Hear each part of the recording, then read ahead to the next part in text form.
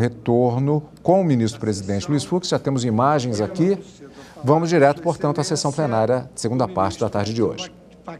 Para o seu voto. Com a palavra, o ministro Edson Fachin.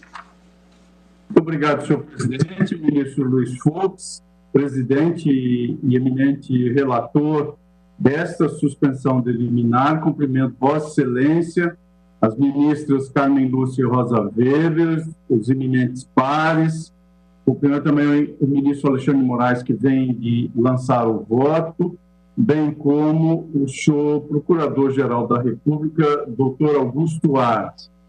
Senhor presidente, como se pode aurir do que já foi exposto por Vossa Excelência e pelo ministro Alexandre de Moraes, estamos diante de procedimento de suspensão de liminar que se volta em face de decisão proferida pelo eminente ministro Marco Aurélio nos autos de habeas corpus 191836. A Procuradoria-Geral da República aduziu nessa suspensão de liminar e reiterou hoje na sustentação oral de Sua Excelência, doutor Augusto Aras, que a suspensão da decisão é necessária para o resguardo da ordem pública. E Vossa Excelência, presidente, em decisão monocrática, com fundamento no artigo 4º da Lei 8437 de 92, suspendeu os efeitos da medida liminar. Em síntese, o que rememoro para assentar de saída que entendo admissível a suspensão de liminar, embora somente no sentido de reconhecer à presidência o papel de velar pela intangibilidade das decisões do Supremo Tribunal Federal nos termos do inciso 3º do artigo 13 do regimento interno desta Corte. Vale dizer, cabe mesmo ao presidente manter a coerência de uma orientação a todos os membros do Poder Judiciário que corresponda à opinião majoritária do tribunal. No caso, tendo em vista que há pronunciamento majoritário de ministros desse Supremo Tribunal Federal em sentido contrário àquele adotado pela liminar deferida monocraticamente, caberia, segundo entendo, ao presidente velar pelo respeito e integridade da posição majoritária e, é uma conjuntiva, e ato contínuo submeter a questão ao exame do Tribunal Pleno, o que Vossa Excelência, presidente, vem precisamente de fazer e, por isso, o julgamento que se encontra em curso. Cito precedentes que já foram mencionados, quer por Vossa Excelência, quer pelo ministro Alexandre de Moraes, reproduzo a análise do dispositivo e reconheço, portanto, ao princípio, à presidência do Supremo Tribunal Federal o exercício dessa competência, mas restrito esse alcance de poder aos casos em que há orientação majoritária do colegiado.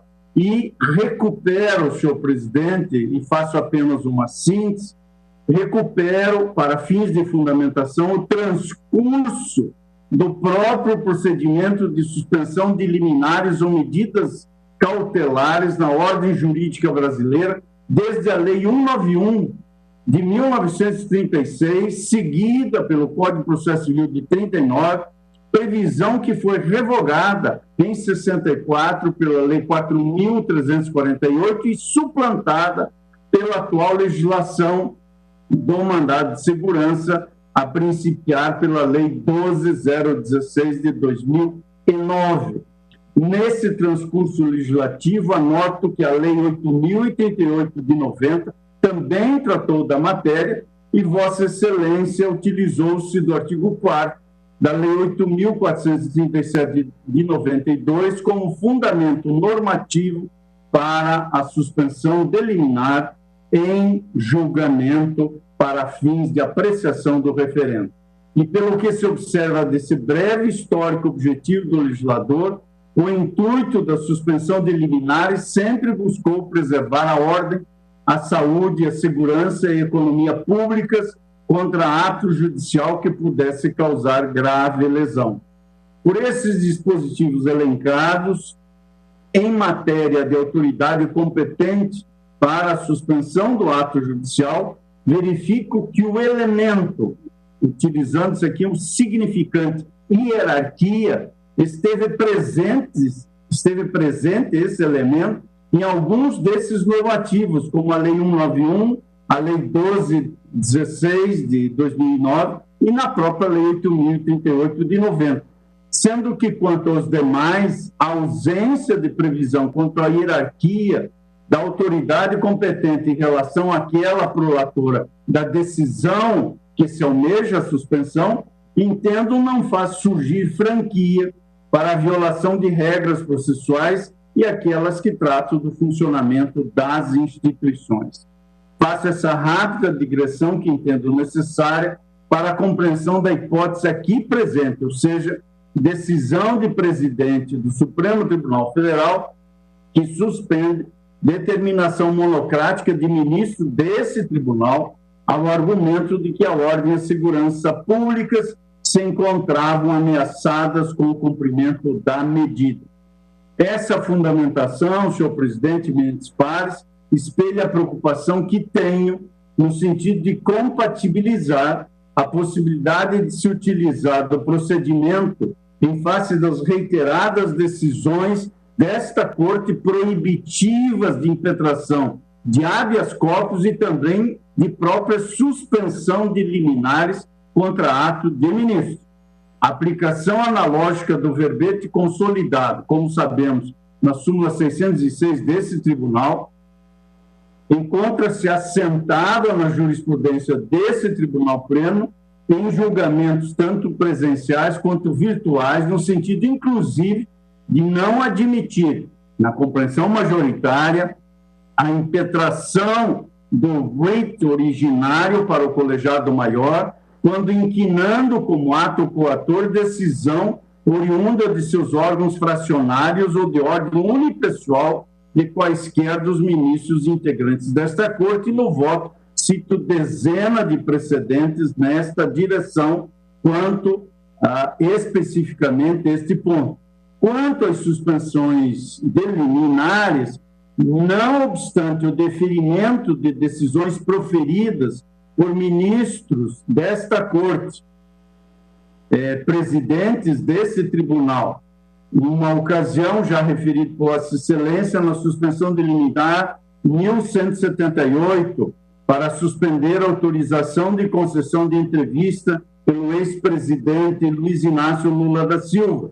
Uma outra, na suspensão de liminar 1188 para cassar decisão que determinou a soltura de réus em cumprimento provisório de pena. E também agora, nos presentes autos, há, seguramente, mesmo diante dessas três hipóteses, reafirmada a impossibilidade de, como regra, ocorrer concessão de contracautela de decisões exaradas por ministros deste Supremo Tribunal Federal.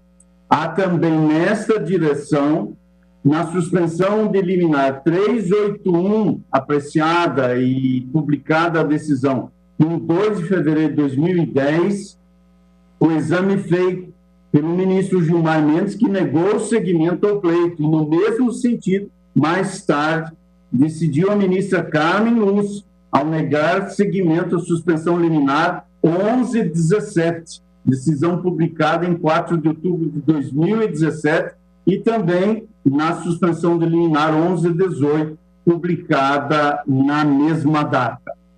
Cito ainda reclamações 31965, 32035 e 31965, nas quais o eminente ministro Ricardo Lewandowski reafirmou a jurisprudência pelo não cabimento de suspensão de liminar prolatada por ministro deste tribunal.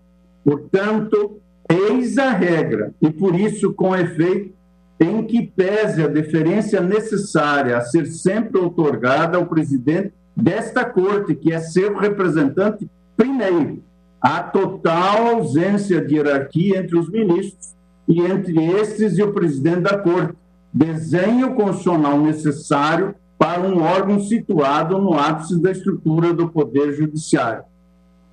Feitas estas considerações, nada obstante o sentido desta direção como regra geral, reitero que entendo cabível, excepcionalmente, a suspensão de liminar apenas e tão somente quando há orientação majoritária do colegiado em sentido diverso. Por esse fundamento, senhor presidente, conheço da suspensão de liminar e passo ao exame da matéria de fundo, ou seja, do mérito da decisão que suspendeu a liminar concedida pelo eminente ministro Marco Aurélio. E como se sabe, a questão de fundo consiste em definir o alcance do artigo 316 do Código de Processo Penal a partir de uma adequada compreensão constitucional quanto às restrições da liberdade das pessoas em decorrências de atos de persecuções penais sem a formação definitiva da culpa. O estado de violações sistemáticas de direitos constituído pelo sistema prisional brasileiro já foi reconhecido por esse tribunal nos autos da ação de descumprimento de preceito fundamental 347, e esse reconhecimento tem instado os poderes da República, ainda que lentamente, a adotar medidas para reduzir os males do encarceramento e da seletividade do sistema punitivo no Brasil. A gravidade da situação se tornou agora mais aguda, por isso, a privação da liberdade na forma cautelar impõe ao Estado severas restrições. E é nessa linha que entendo o que iniciou-se no Conselho Nacional de Justiça já em 2009, com a determinação de diversas medidas para fiscalizar a execução de prisões, quer cautelares, quer definitivas, do que exemplo a Resolução Conjunta número 1, de 29 de setembro de 2009, conjunta entre o CNJ, Conselho Nacional de Justiça, e o CNMP, Conselho Nacional do Ministério Público, determinando a revisão anual acerca da legalidade e da manutenção das prisões provisórias e definitivas, das medidas de segurança e das internações de adolescentes em conflito com a lei. Mais adiante, a Resolução 66 do CNJ determinou que, estando o réu preso provisoriamente há mais de 3 meses, com o processo ou inquérito parado, cumpre ao juiz ou ao relator, tratando-se de recurso, investigar as razões da demora, indicando ainda as providências adotadas a serem posteriormente comunicadas à Corregedoria Geral de Justiça ou à presidência do tribunal, no caso de relator. Mutirões carcerários nessa mesma direção foram realizados em unidades da Federação. E com a promulgação da Lei 13.964 de 2019, o dever de fiscalizar rotineiramente a manutenção das prisões foi incluído, a seu modo, no parágrafo único do artigo 316 do Código de Processo Penal, nos termos que está na lei, e aqui já foram lidos e repisados, quer por Vossa Excelência, presidente, quer pelo ministro Alexandre de Moraes. Portanto, sendo a liberdade a regra, conforme preceitua o inciso 76º do artigo 5º da Constituição, assim como ocorreu com a promulgação da Lei 12.403 de 2011, a prisão tem seu fundamento na legitimidade das respostas punitivas que o Estado brasileiro agasalhou ao se constituir como república em 1988.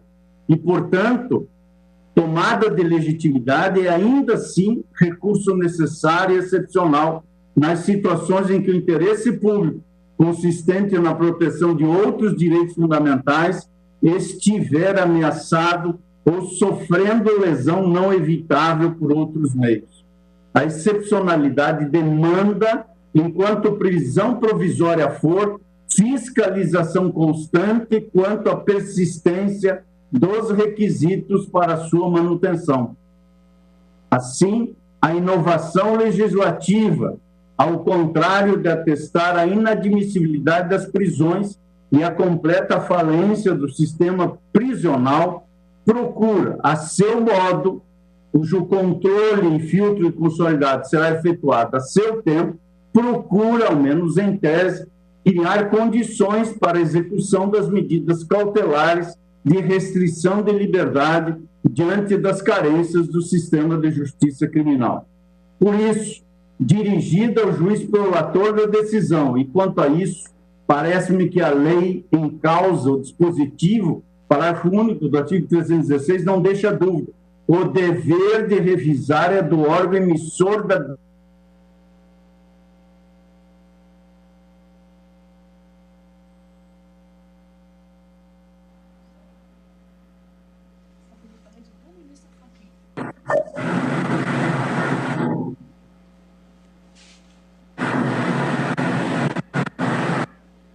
Ele me ouve se eu falar aqui? Estabilidade do ministro Fachin apenas. Todos os ministros na sessão, menos ele, a estabilidade dele.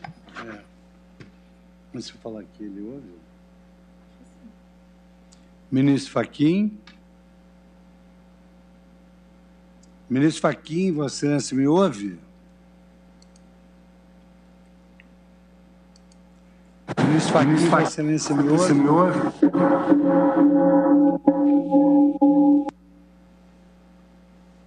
É porque não está chegando aqui a voz, não está chegando, o ministro Fachin saiu, houve uma queda da internet e a votação ficou interrompida. Ele não está me ouvindo, inclusive. O departamento técnico podia ligar para o ministro Fachin. Estou ligando para ele aqui, presidente. Ah, eu agradeço.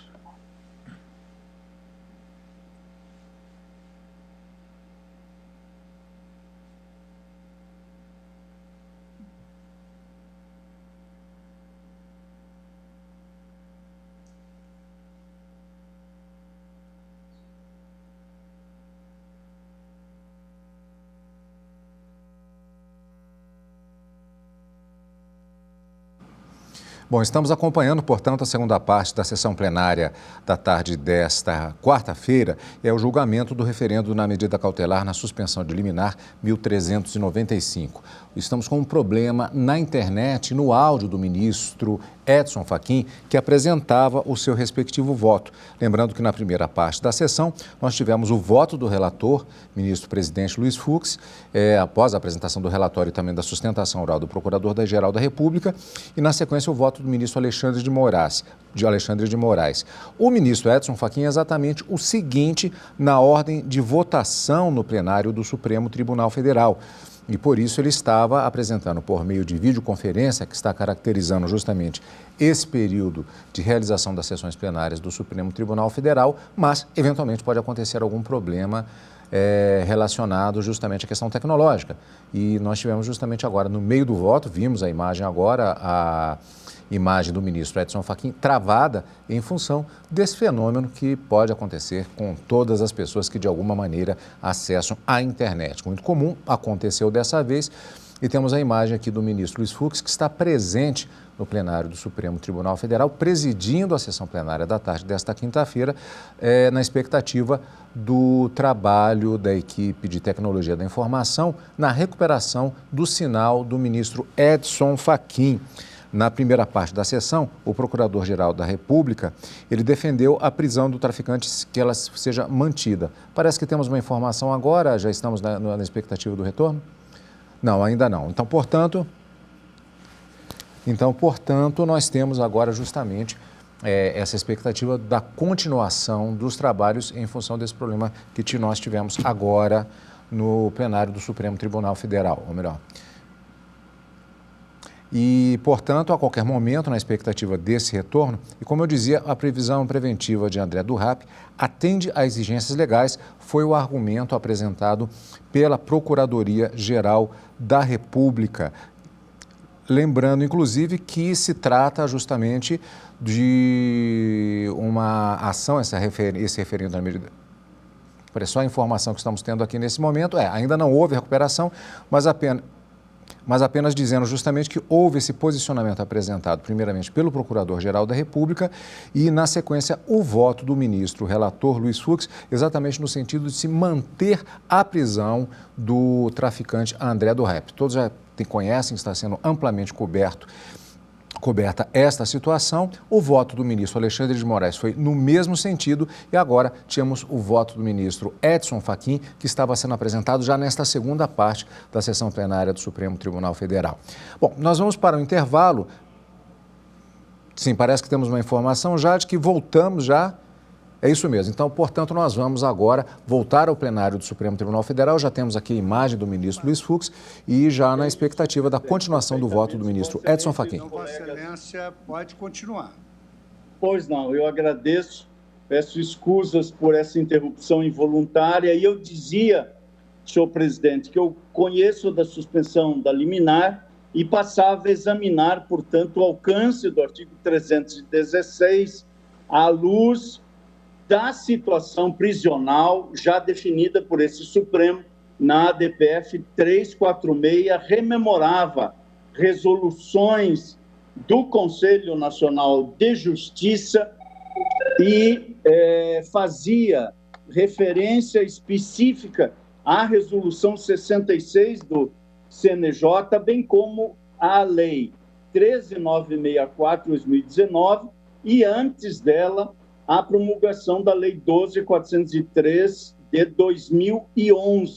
E concluía já, senhor presidente, estava concluindo o voto, que esse artigo 316, parágrafo único, interpretado em conjunto com o artigo 387 do Código de Processo Penal, se aplica precisamente ao órgão emissor da decisão para evitar instruções processuais sem fim, para evitar prisões que aguardam indefinidamente sentenças, mas prolatada a sentença e verificando por meio da avaliação que o próprio artigo 387, especialmente no seu parágrafo 1º, impõe ao juiz, ao magistrado de primeiro grau, aqui a obrigação de revisão deixará de persistir porque estará encerrada a prestação jurisdicional pelo órgão emissor da decisão.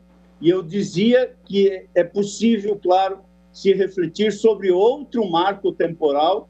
O eminente ministro Alexandre, na sua tese, propõe até decisão colegiada confirmatória da condenação em segundo grau.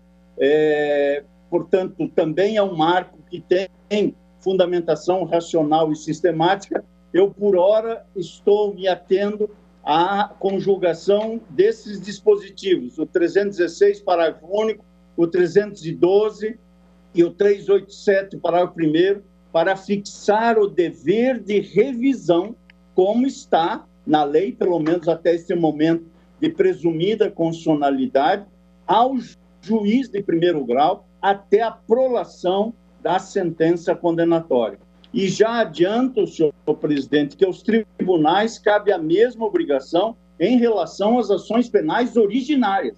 Trata-se da mesma e simétrica realidade. Já no que diz respeito aos recursos, considerando a inexistência de prazos expressos para a tramitação de apelações e recursos especiais ou extraordinários, portanto, de recursos constitucionais, entendo que não há que se falar em revisão automática das prisões, cabível, evidentemente, por outros fundamentos, como excesso de prazo, ou mesmo por provocação do interessado por circunstâncias supervenientes, o exame da matéria na via sempre consagrada do habeas corpus.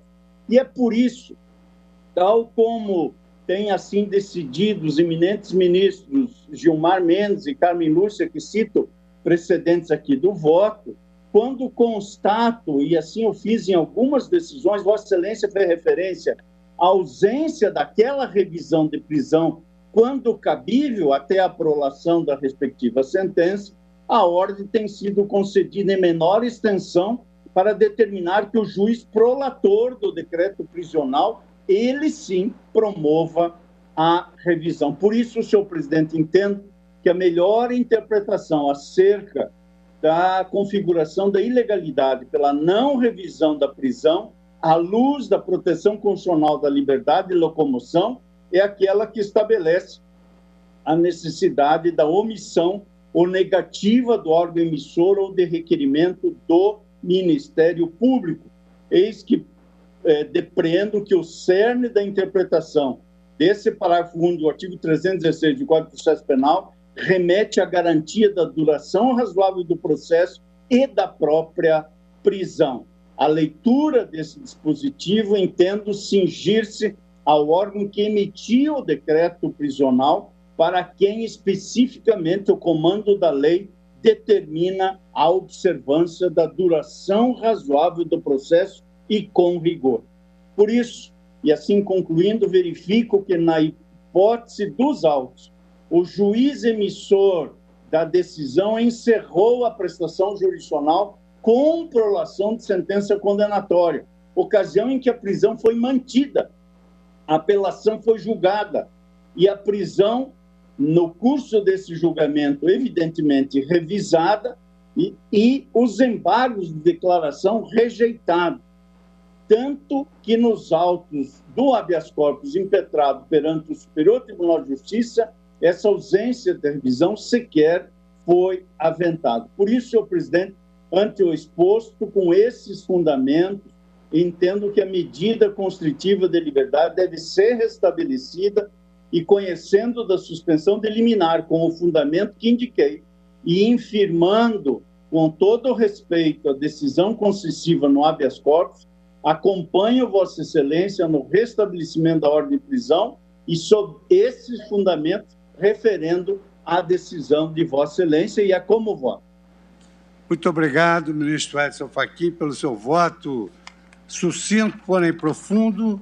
E passo agora a palavra à Sua Excelência, o ministro Luiz Roberto Barroso.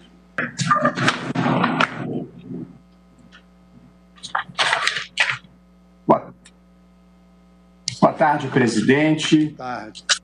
Ministras Carmen Lúcia, ministra Rosa Weber, senhores ministros, senhor Procurador-Geral da República, doutor Augusto Aras.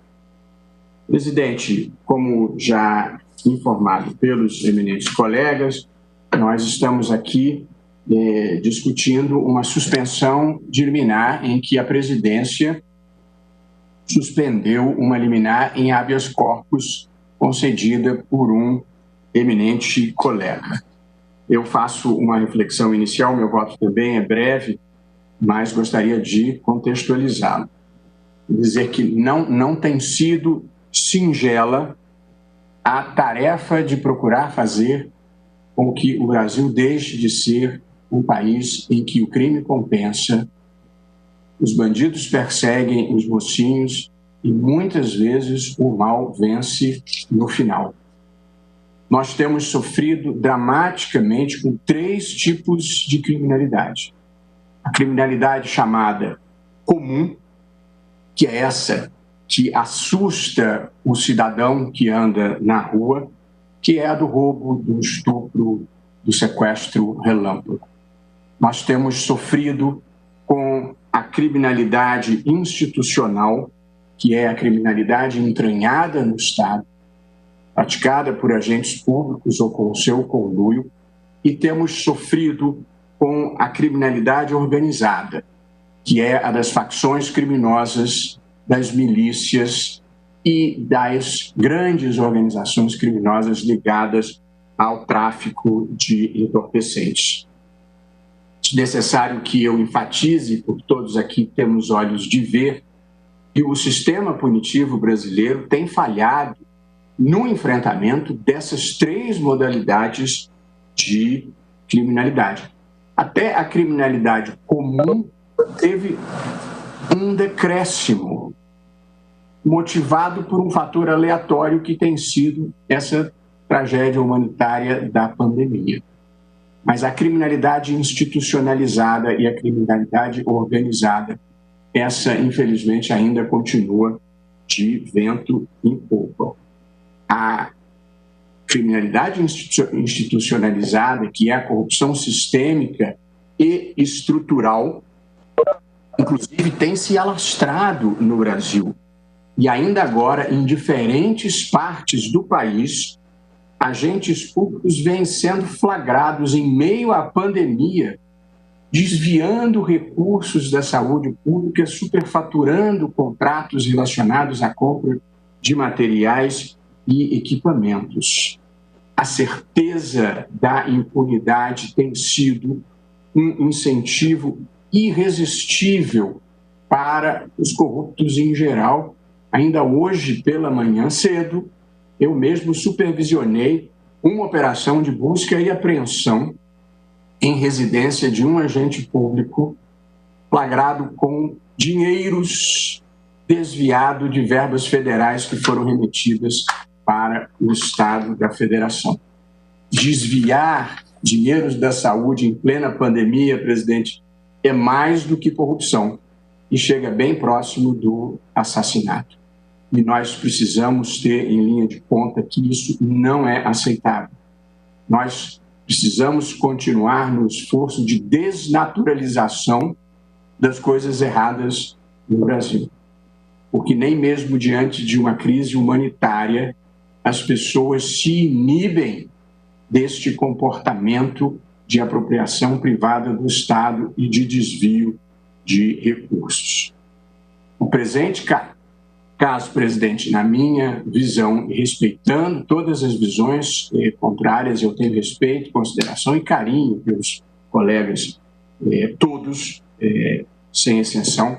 Esse caso confirma a minha convicção de que a decisão que impediu a execução de condenação depois do 2º grau foi um equívoco que o Poder Legislativo precisa remediar. Porque, de fato, nós só estamos julgando este caso porque um réu condenado em 2ª instância, não em um processo, em 2 processos, a 25 anos de prisão, ainda é considerado, por decisão do Supremo Tribunal Federal, como inocente. Nós mantivemos a presunção de inocência de alguém condenado em 2ª instância em 2 processos criminais. E com todo o respeito devido e merecido, esta é a única razão pela qual nós estamos aqui hoje reunidos para discutir este caso. Porque senão o caso já estaria encerrado, como deveria estar, de longa data. Mas há esta cultura da procrastinação e da impunidade que não deixam o processo acabar. De modo que, no fundo, este cavalheiro, objeto dessa nossa discussão, é ainda presumido inocente, absurdo como possa parecer. Eu, como os demais colegas que me antecederam, também, já desde logo, afirmo que vou votar pela ratificação da decisão de Vossa Excelência, reconhecendo de plano que ela tem fundamento legal e que, portanto, há precedentes, como Vossa Excelência citou no seu voto, e a norma expressa neste sentido, que é o artigo 4º da Lei 8.437 de 92, que diz o seguinte: compete ao presidente do tribunal ao qual couber o conhecimento do respectivo recurso suspender em despacho fundamentado a execução da liminar nas ações movidas contra o poder público ou seus agentes, o que é o caso, a requerimento do Ministério Público, o que é o caso, ou da pessoa jurídica de direito público interessada, em caso de manifesto interesse público, o que me parece ser o caso, ou de flagrante ilegitimidade, e para evitar grave lesão à ordem pública, o que também me parece ser o caso. De modo que, pedindo venha as compreensões diversas, eu considero que a providência tem fundamento legal por entender que há manifesto interesse público e há, sim, uma questão de proteção da ordem pública. Eu destaco que Vossa Excelência ressaltou mais de uma vez no seu voto que esta é uma situação excepcionalíssima e que jamais pode se transformar na regra. Eu voltarei a esse tema, presidente, antes de concluir o meu voto. São os seguintes, portanto, reconhecendo o fundamento legal para a atuação de Vossa Excelência, vou ao mérito da decisão de suspensão. Os fatos subjacentes envolviam um traficante de drogas, líder de organização criminosa. Aqui nós não estamos falando do menino pobre de periferia que faz o pequeno tráfico de 100 gramas. Nós estamos falando do grande traficante. É esse mesmo que o sistema deve ir atrás. O traficante, líder de organização criminosa, condenado em pelo menos 2 processos, num deles a 10 anos, 2 meses e 15 dias de reclusão por tráfico internacional de quase 4 toneladas de cocaína, e também condenado em outro processo a 15 anos, 6 meses e 20 dias, também por tráfico internacional e por integrar organização criminosa. Portanto, este é o fato subjacente, que, bem das compreensões encontradas, não pode ser, em contrário, não me parece ser um fato irrelevante. O habeas corpus, no qual se concedeu a liminar, que veio a ser suspensa por Vossa Excelência, respeitada a compreensão de todo e qualquer colega em relação a qualquer tema, ele era descabido na linha de jurisprudência antiga e pacífica do Supremo Tribunal Federal e objeto de uma súmula, a súmula 691, cuja dicção é conhecida de todos. Não compete ao Supremo Tribunal Federal conhecer de habeas corpus impetrado contra a decisão do relator que, em habeas corpus requerido a um tribunal superior, indefere a liminar. No caso específico, houve um habeas corpus impetrado perante o Superior Tribunal de Justiça e que foi decidido liminarmente, monocraticamente, em sentido negativo, ou seja, negou-se a liminar pelo eminente ministro, grande juiz, Rogério Schietti. Contra essa decisão do ministro Schietti, caberia o recurso próprio de agravo regimental, que não foi interposto, a parte tendo optado por vir diretamente ao Supremo, em contrariedade ao teor inequívoco da súmula do Supremo Tribunal Federal. É bem verdade que, em alguns casos, o tribunal admite exceção a essa súmula 691, que são os casos que nós apelidamos pela estranha alcunha de casos teratológicos, que são aqueles que envolvem decisões absurdas e que importam na privação da liberdade de algum indivíduo. Nesses casos teratológicos, e somente nesses, nós, inclusive, sobretudo na primeira turma, temos aberto aqui e ali exceções. Mas, como disse, esta é a manifesta exceção. Neste caso, presidente, eu observo que manter preso, como fez o ministro Schietti, um indivíduo que já tinha 2 condenações em 2º grau por tráfico internacional de entorpecentes e que permanecera 5 anos foragido, essa evidentemente não é uma decisão absurda. Essa é uma decisão que corresponderá ao senso comum da maior parte das pessoas. Portanto, a hipótese, a meu ver, na linha da jurisprudência consolidada do Supremo, era de não conhecimento do habeas corpus por ter por objeto decisão monocrática de ministro do STJ, em relação à qual não foi interposto o recurso cabível, e não se enquadrando este habeas corpus na única exceção que nós aceitamos, que é a da decisão de origem ser uma decisão completamente absurda. Mesmo, presidente, no entanto, que pudesse ter sido conhecido o habeas corpus, eu penso que, ainda assim, ele não deveria ter sido concedido, porque a interpretação, penso, constitucionalmente adequada do artigo 316 não autorizaria. Veja-se o que diz o artigo 316, parágrafo único do Código de Processo Penal. Decretada a prisão preventiva, deverá o órgão emissor da decisão revisar a necessidade de sua manutenção a cada 90 dias, mediante decisão fundamentada, de ofício, sob pena de tornar a prisão ilegal.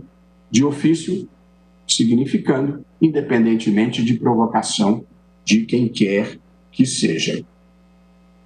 Qual o sentido e o alcance dessa norma? O juiz que decretar a prisão preventiva, a cada 90 dias, ele deve reavaliar se é o caso de mantê-la. E caso ele não o faça de ofício, ou seja, por vontade própria, aí sim ele deve ser instado a fazê-lo por requerimento da parte ou, eventualmente, por determinação de um tribunal superior, provocado também pela forma adequada.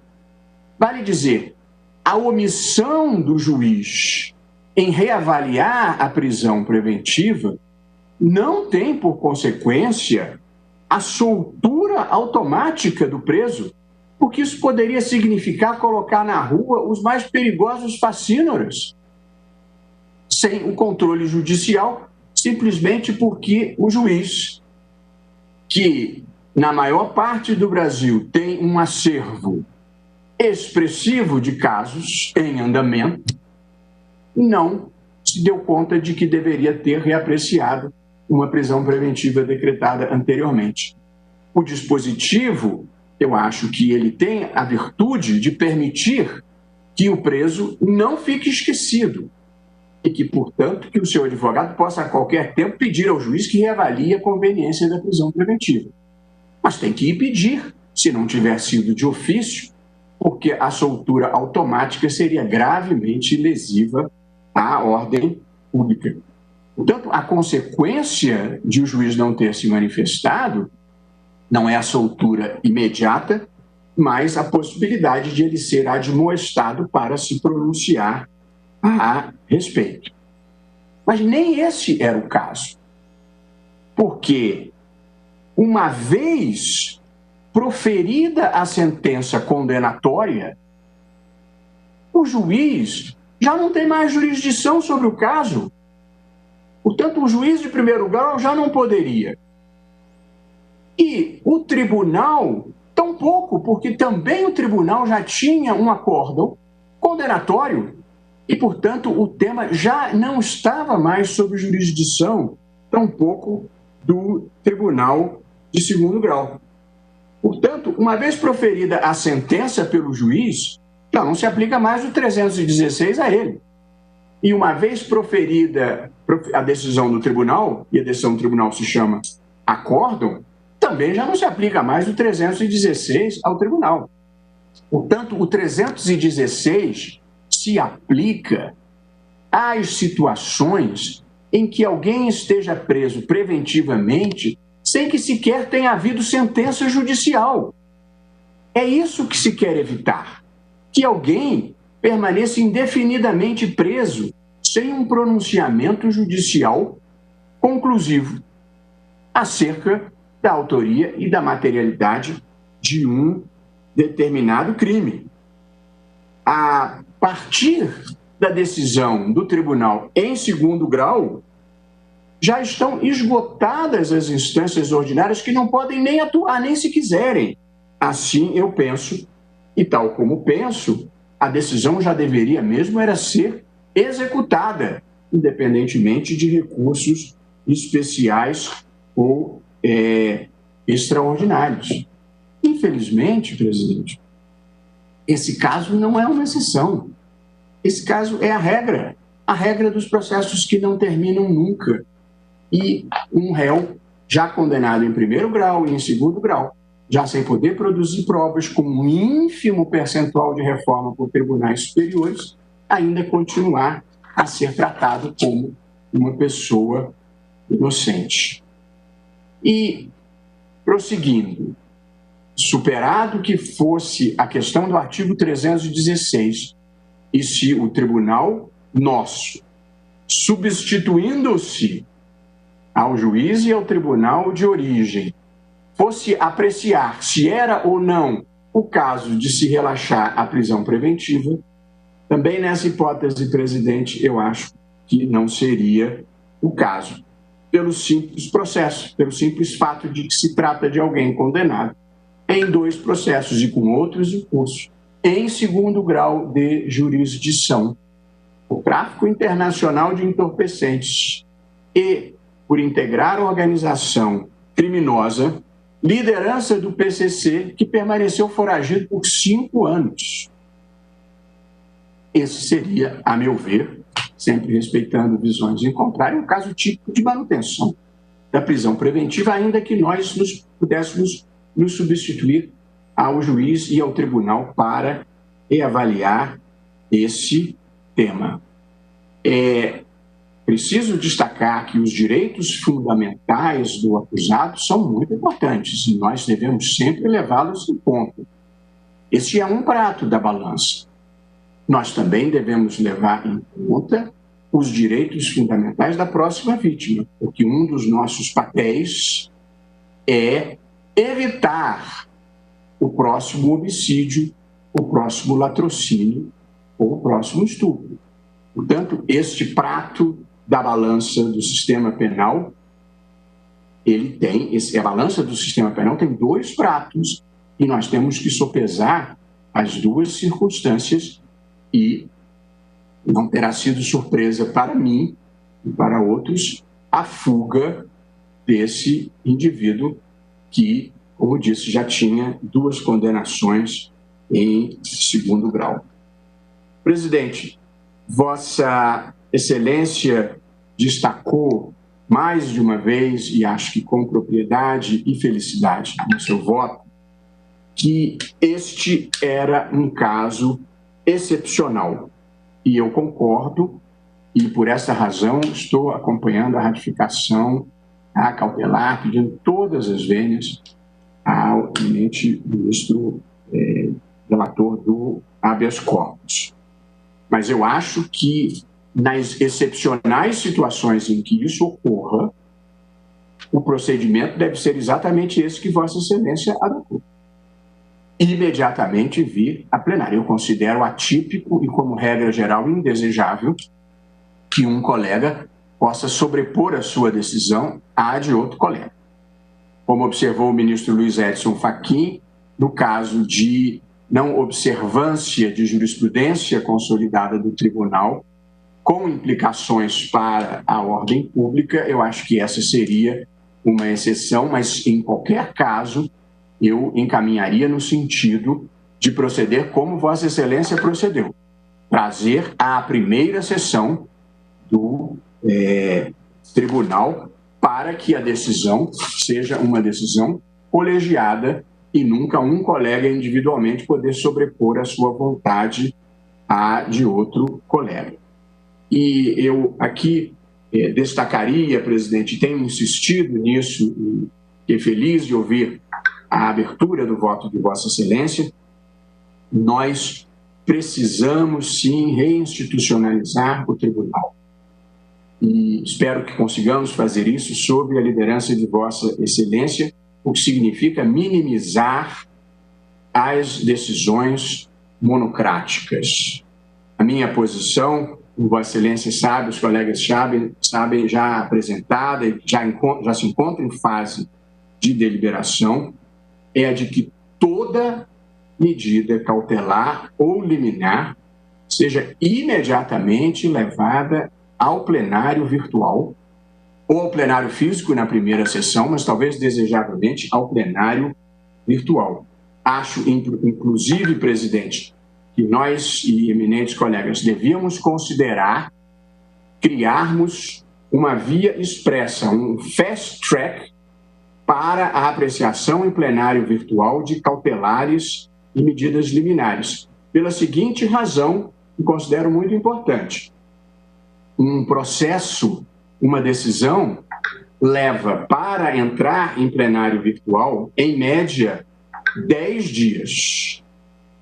E depois tem os 6 dias úteis do plenário virtual, de sexta a sexta, que é o prazo que nós temos para nos manifestarmos. Portanto, pelo procedimento normal do plenário virtual, nada é objeto de manifestação em menos do que 2 semanas e até um pouco mais. Isso não é satisfatório nos casos de cautelar e de liminar. De modo que eu submeto para a futura consideração dos colegas, em aditamento à minha ideia já endossada, já temos 5 manifestações nesse sentido, de que toda decisão cautelar ou liminar vá a plenário virtual. Eu acrescento a sugestão de considerarmos a criação de uma via expressa específica de plenário virtual para medidas cautelares e para liminares, porque com isso nós permitiríamos que todas elas fossem apreciadas, e acho que, a pedido do relator, se considerar que seja uma situação de urgência, pode ser até por 24 horas, com comunicação automática a todos os chefes de gabinete de que foi colocado em plenário virtual uma questão tão urgente que não possa esperar mais de 24 horas. Portanto, presidente, eu, ratificando a cautelar de Vossa Excelência, a liminar de Vossa Excelência, e endossando o entendimento da necessidade de reinstitucionalizar o tribunal, acrescento a minha ideia anterior, a ideia a ser considerada de criarmos uma via expressa no plenário virtual, separado dos casos ordinários, para apreciação de cautelares e liminares. O Brasil, presidente, eminentes colegas, precisa de instituições e não de um conjunto de idiosincrasias. Por isso, a necessidade da institucionalização do tribunal.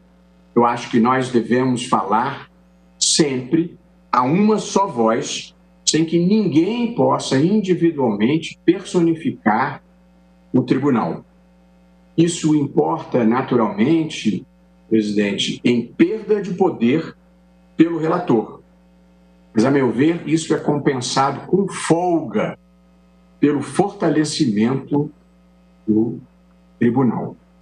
A minha proposta, portanto, presidente, de tese, pouco mais abrangente do que a do eminente ministro Alexandre de Moraes. E penso que, em consonância com a linha do ministro Luiz Edson Fachin, é a seguinte: o dever de revisão da necessidade de manutenção da prisão preventiva a cada 90 dias cabe tão somente ao órgão emissor da decisão. Entre parênteses, Código de Processo Penal, artigo 316, parágrafo único, fecha parênteses, tornando-se inaplicável uma vez proferida a sentença ou acórdão condenatórios. Portanto, o meu ponto de vista é que o artigo 316 somente se aplica para aquela prisão preventiva que vai até o momento da sentença condenatória. A partir da sentença condenatória, o juiz não tem mais jurisdição, de modo que ele não pode, nem que ele queira, revogar a prisão preventiva. E depois que o tribunal tiver se manifestado, tampouco ele tem jurisdição. Portanto, penso que depois da sentença e depois do acórdão, já não se aplicam o parágrafo único do artigo 316 do Código de Processo Penal.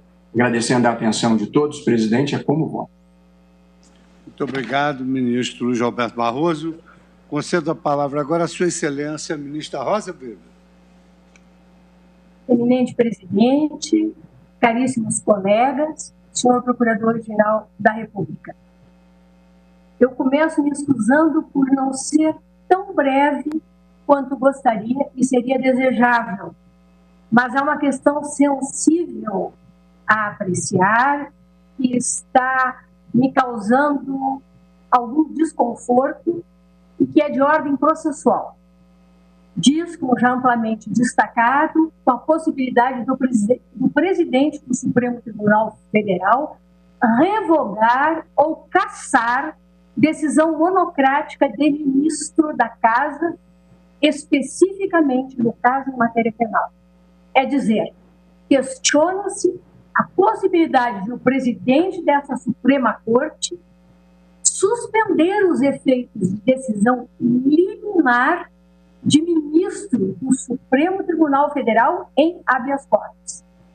Temos, é certo, de distinguir as situações envolvidas por passarem pelas diferentes classes de processo em que proferidas tais decisões, com preceitos legais e regimentais diversos a atuarem como normas de regência. Isso porque, como todos sabemos, a possibilidade de deferimento de liminar, bem como de tutela antecipada, de forma monocrática, em diferentes classes de ações, como habeas corpus, mandado de segurança, reclamações, ações cautelares, ações civis originárias e até nas ações de controle concentrado de constitucionalidade, ainda que quanto a essas haja dispositivos específicos nas leis 9868 e 9882 de 1999, artigos 10 e 5, respectivamente. O fundamento legal invocado nas ditas suspensão de liminar, as SLs, tem sido o artigo 4º da Lei 8437 de 92. E há que definir se tal preceito contempla em seu suporte fático tal hipótese em se tratando de suspensão de liminar por presidente do Supremo Tribunal Federal quanto à decisão monocrática de ministro também da Suprema Corte. Já antecipo, com a devida vênia, que na minha visão, pelo menos nesse primeiro olhar que estou lançando sobre a matéria e logo após explicito, a minha resposta é negativa. Eis o teor do preceito, e perdoe minha leitura, mas eu reputo da maior importância para justificar essa, no mínimo, minha perplexidade. Aspas. Compete ao presidente do tribunal ao qual couber o conhecimento do respectivo recurso suspender em despacho fundamentado a execução da liminar nas ações movidas contra o poder público ou seus agentes, a requerimento do Ministério Público ou da pessoa jurídica de direito público interessada, em caso de manifesto interesse público ou de flagrante ilegitimidade, e para evitar grave lesão à ordem, à saúde, à segurança e à economia pública. Vejam bem, embora todos saibamos que embargos de declaração, por exemplo, são um recurso em termos doutrinários horizontal, normalmente a regra é que o recurso devolve o conhecimento da matéria a uma instância distinta.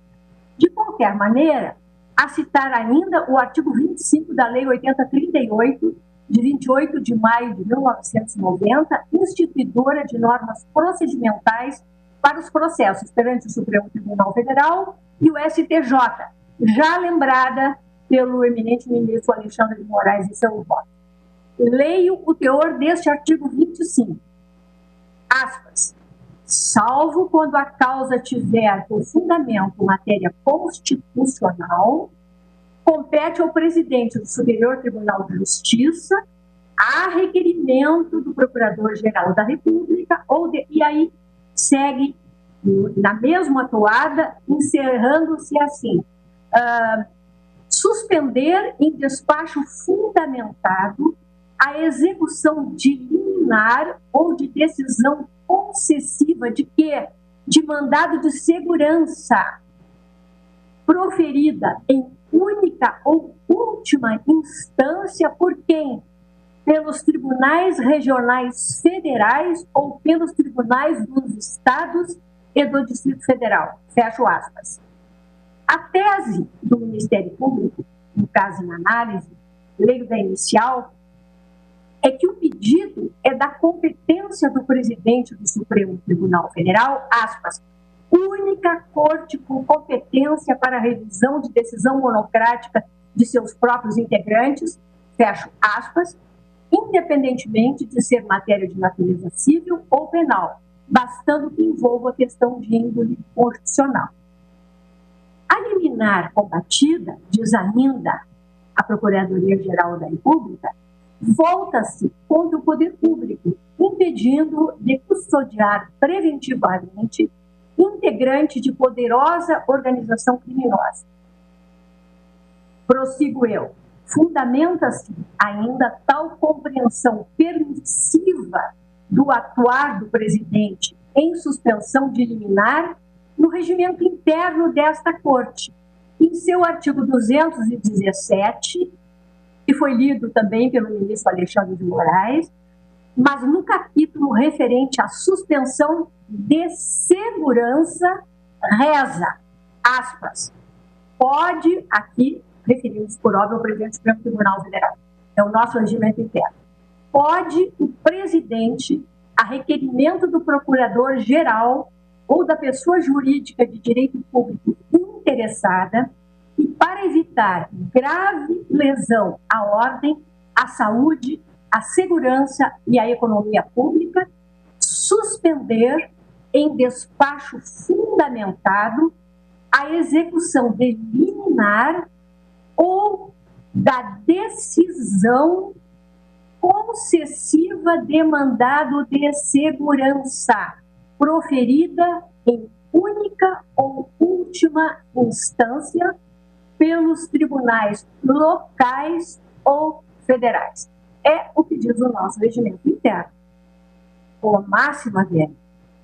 E por isso, pedindo todas as vênias às compreensões contrárias, eu entendo que os dispositivos legais e regimental invocados não autorizam a compreensão de que, pelo menos em matéria penal, possa o presidente do Supremo Tribunal Federal suspender a eficácia de liminar concedida monocraticamente por ministro da Corte.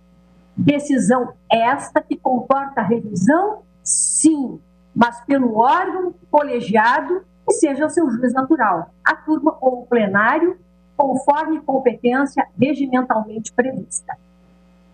Nada obstante, enfatizo em absoluto, Vossa Excelência, eminente presidente, inovou nesse caso. Aqui também já foi dito, aqui já foi amplamente destacado. Apoiou-se Vossa Excelência em precedentes da presidência deste tribunal, o mais remoto do ministro Carlos Veloso e os mais recentes da lavra do ministro Dias Toffoli e também da lavra de Vossa Excelência, quando então, na condição de vice-presidente no exercício da presidência, em setembro de 2018, na SL 1178, quanto à decisão, assim agiu, quanto à decisão que concedera liminar na reclamação 32.035, em que autorizado o ex-presidente Luiz Inácio Lula da Silva, à época preso, a conceder entrevista.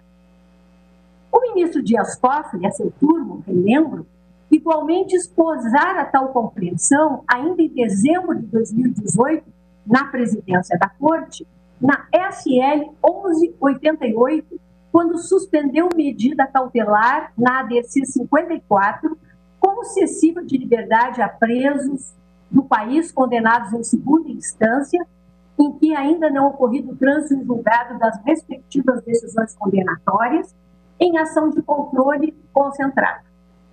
Também o fizera o ministro Dias Toffoli na suspensão de segurança 5272, quanto à liminar concedida no mandado de segurança 36.169, o que determinado o voto aberto em eleição para a mesa do Senado.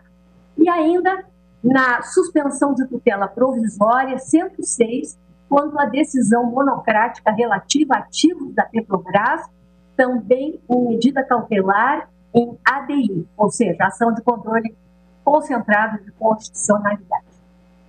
O tema, reitero, comporta inúmeras variações. O ministro Celso de Mello, por exemplo, nosso querido decano, que ontem se aposentou, o ministro Celso de Mello, por exemplo, na forma regimental e face à declaração de suspeição da eminente ministra Carmen Lúcia, à época, e do afastamento do país do ministro Dias Toffoli, vice-presidente, à época, veio a reconsiderar uma decisão do relator concessiva da suspensão das eleições suplementares para o cargo de governador do Amazonas, mas o fez na ação cautelar 4342, ajuizada para obter efeito suspensivo a recurso extraordinário que deve sequer tinha sido interposto, e na forma do artigo 37.1 do nosso regimento interno, no recesso judiciário, restabelecendo decisão do Tribunal Superior Eleitoral. Não é disso, sublinho, que se cuida aqui. Não é de hipótese como essa que vim de mencionar, em que o presidente está a substituir o relator na própria ação. Não é disso que se está aqui a falar. E me permito pequena digressão apenas para justificar as minhas preocupações com o estudo mais amplo deste tema. O eminente ministro Dias Toffoli, na presidência, e forte no artigo 13 do regimento interno, e em precedentes que ele cita, determinou o arquivamento de inquéritos, atendendo a requerimento do eminente Procurador-Geral da República, sem a prévia redistribuição dos feitos. Vieram-me os autos conclusos por força de embargos de declaração na condição atual de vice-presidente, em função da declaração de suspeição do eminente ministro presidente Luiz Fux. E eu cogitei, senhores presidentes, de suscitar questão de ordem a este plenário quanto à competência do presidente para tanto em se tratando de temas penais. Mas eu optei, na ausência das omissões que estavam sendo apontadas pela parte, por rejeitar os embargos em decisões que desafiaram agravos regimentais e vão me oportunizar trazer o tema ao plenário, para que aqui se fixem essas competências. Voltando ao caso dos autos, o eminente ministro Luiz Fux destaca a excepcionalidade da situação que autorizaria a atuação revisora do presidente. Estaria implicitamente albergada pelas normas de regência e sempre condicionada ao preenchimento de dois requisitos: desconsideração da decisão suspensa da jurisprudência da Corte e gravíssimo risco à ordem e segurança pública por ela provocada. A despeito da relevância destes fundamentos, parece-me, com a mais respeitosa vênia, pelo menos em um primeiro exame, que tal atuação monocrática do presidente, no mínimo, repito, em matéria penal, carece de amparo legal e regimental e não se resolveria pela teoria dos poderes implícitos, sendo a norma jurídica o texto interpretado. E o texto, acabou de dizer o eminente ministro Luiz Fux, a ponta do iceberg, em que atua o intérprete a partir da observância das balizas legais e dos métodos hermenêuticos consagrados, mas sobre enunciados normativos que se traduzem em palavras, muitas vezes equívocas, com cláusulas abertas, com toda a gama, matizes, nuances que comportam, e sendo, por outro lado, o colegiado formado por juízes com visões de mundo diversas, as conclusões e exegeses distintas são inevitáveis.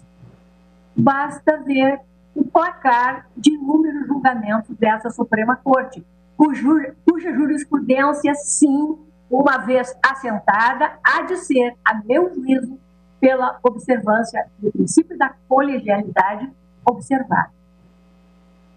Por outro lado, respeitáveis sempre, penso eu, as compreensões dos colegas que têm entendimento diverso do meu, por mais que deles discorde.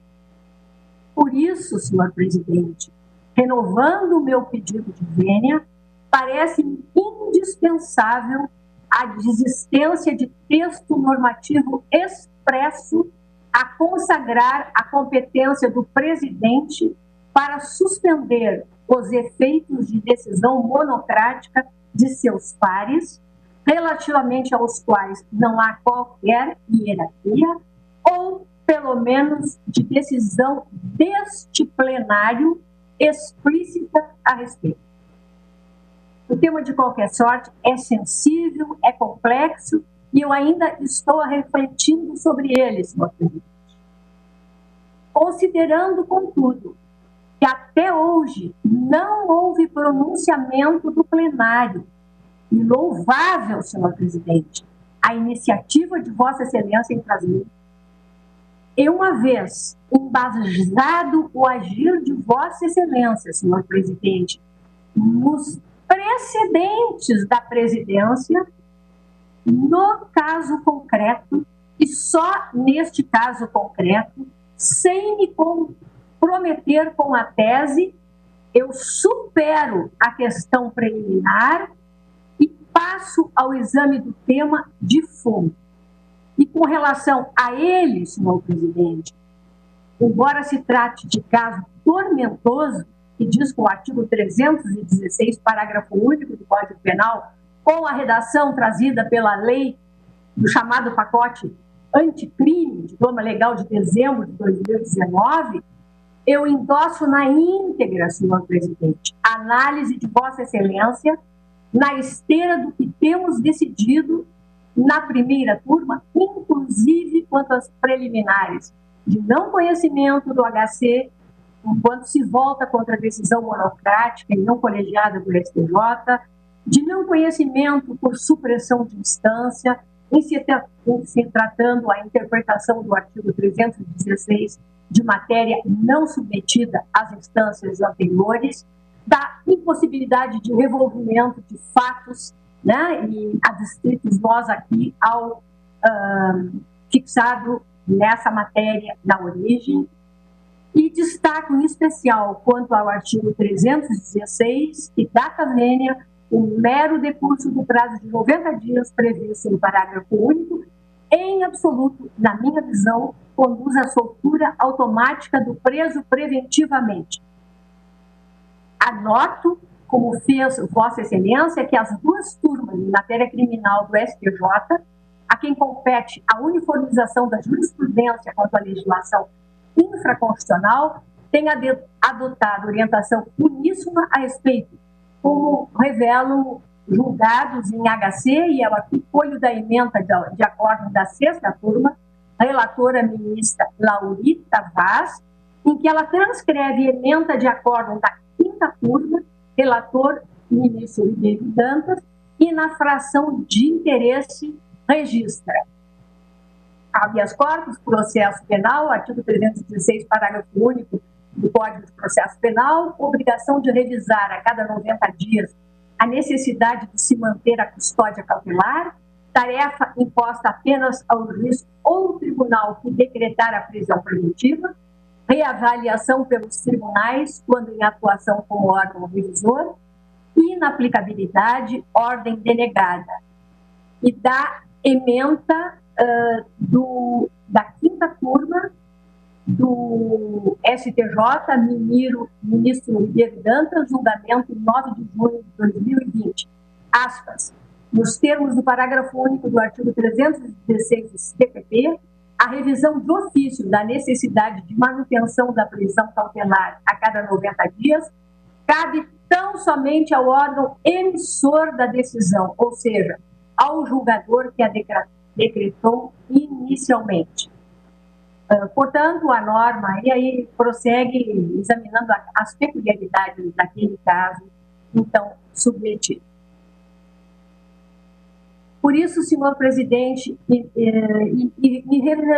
reservando, até pelo adiantado da hora, ao exame do tema específico, artigo 316 do Código de Processo, do Código Penal, que, na verdade, presume-se constitucional, quando da análise do HC pelo seu juiz natural, que é a primeira turma, quando ela foi submetida pelo eminente ministro relator respectivo, eu referendo com essas ressalvas apenas de fundamentação a decisão de Vossa Excelência, a quem renovo, como sempre, as minhas homenagens.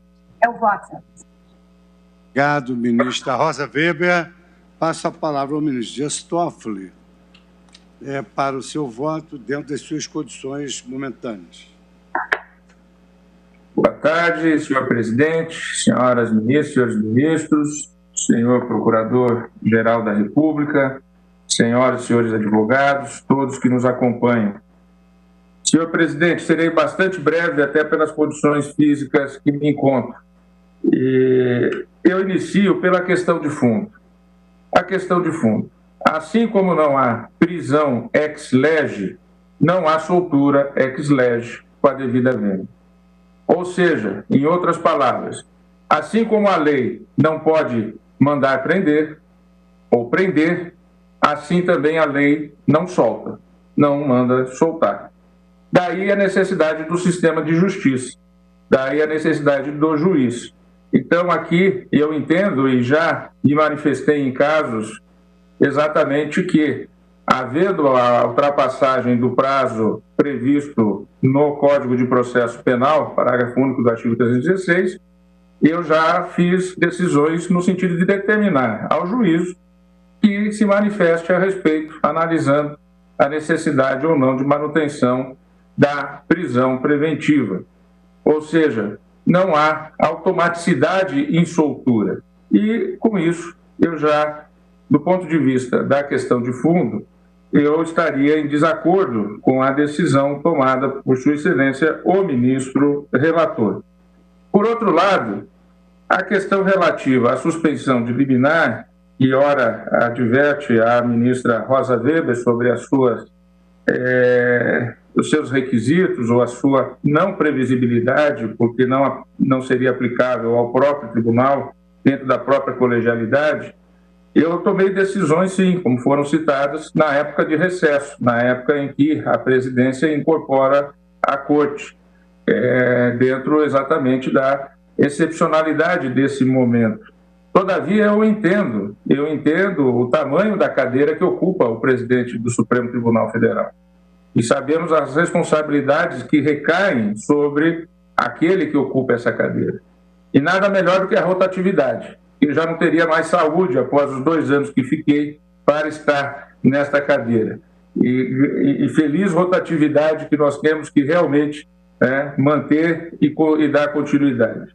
Mas, na verdade, quando se chega a uma provocação, provocação no sentido de peticionamento, por favor, quando chega a petição da PGR ao eminente presidente, na verdade, o sujeito já estava empreendendo fuga.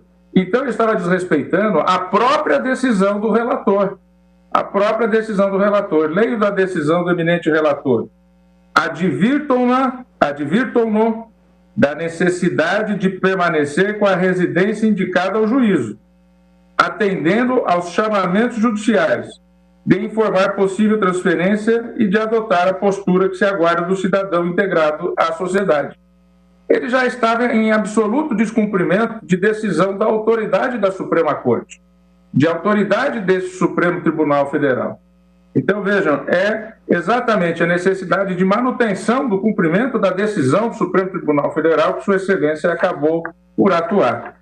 Com essas breves palavras, senhor presidente, eu acompanho, portanto, o referendo à medida liminar, pedindo as devidas vênias e respeitando e reconhecendo também fundamentos nas outras decisões. Mas a minha ótica é essa: não há prisão por norma legal, por determinação legal. Também não há soltura por determinação legal. Por isso, acompanho Vossa Excelência. Muito obrigado pela gentileza de ainda votar hoje, porque aí amanhã posso entrar na sessão um pouco mais tarde. Muito obrigado. Não. Muito obrigado, ministro Toffoli. Estimo as melhoras de Vossa Excelência.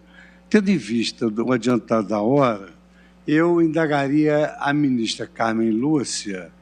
Eu tenho compromisso, mas ainda faltam 12 minutos.